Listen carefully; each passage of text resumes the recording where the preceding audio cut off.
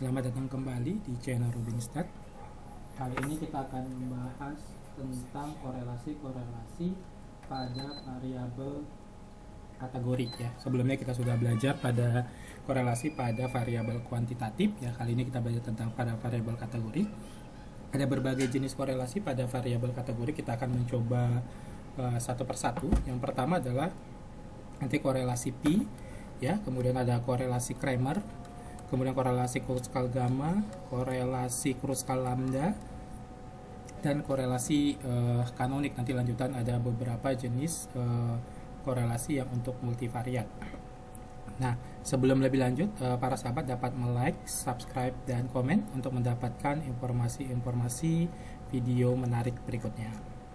Yang pertama kita akan bahas tentang korelasi pi ya di sini. Korelasi pi itu adalah metode antar variabel yang berskala nominal yang bersifat dikotomus atau dia binary. Sebagai contoh, kita melihat apakah ada hubungan antara gender ya, laki-laki dan perempuan, dengan jenis tontonan, sinetron dan berita.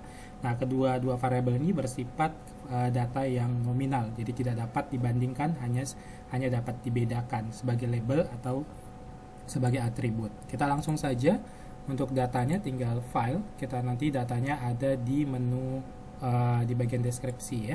Nah, di sini kita lihat untuk data korelasi. Nah, ini ada beberapa data korelasi. Nah, di sini dalam bentuk angka-angka ya. Kalau mau melihat dalam bentuk labelnya, tinggal klik di sini. Nah, di sini. Tadi kita mau lihat antara gender dengan tontonan, misalkan antara gender dengan tontonan.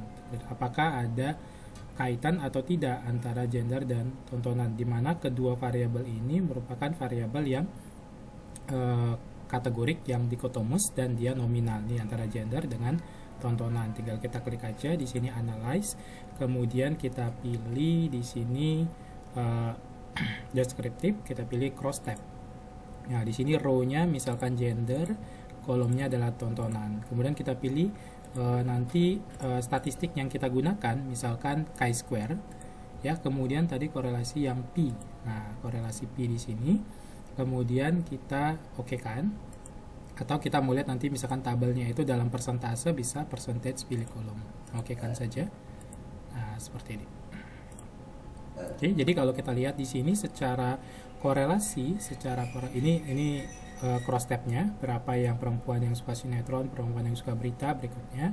Nah, korelasinya itu sebesar 0,491 dengan probabilitasnya 0,057. Jadi korelasinya termasuk lemah, yang positif, tapi dia tidak signifikan karena probabilitasnya di atas 0,05 ya. Nah, selanjutnya kita bisa melihat korelasi Kramer pi. Nah, ini kalau tadi cuma 2, ini kalau lebih dari 2, kita melihat bagaimana hubungan antara kepemilikan TV ya. Kita tahu ada yang MNC, ada yang Bakri, ada yang Khairul Tanjung ya. Nah, itu dengan acara sinetronnya. Mereka kebanyakan sinetron, berita atau olahraga yang disukai penonton, frekuensinya. Nah, sama saja kita bisa langsung di sini analyze, sama seperti tadi ya. Di deskriptif kita pilih yang cross tab. Ini kita ganti ya, tadi antara stasiun TV ya, stasiun TV dengan jenis tontonannya ya, TV-nya dengan jenis tontonannya gitu.